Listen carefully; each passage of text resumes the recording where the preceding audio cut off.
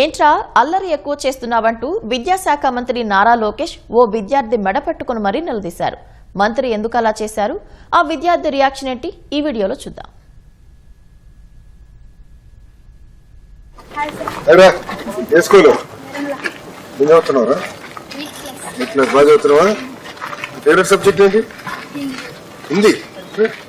ఎంతమంది రా ఇంట్లో?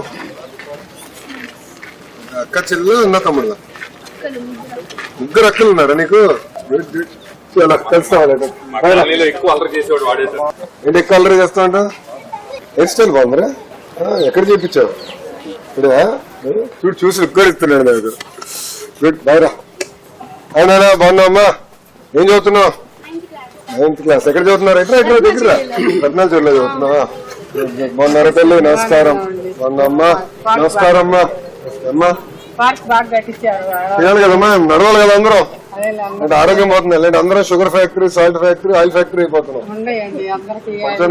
నేను ఊర్లోకి వచ్చినప్పుడేమో నడిచానికి ఎక్కడ లేదన్నారు. ఇప్పుడు పెద్ద పని పెట్టుకున్నాం. కొంచెం నడవాలమ్మా పొద్దున చేసుకుంటానికి అట్లా బాగుంది. కార్యక్రమాలు చేసుకోవడానికి.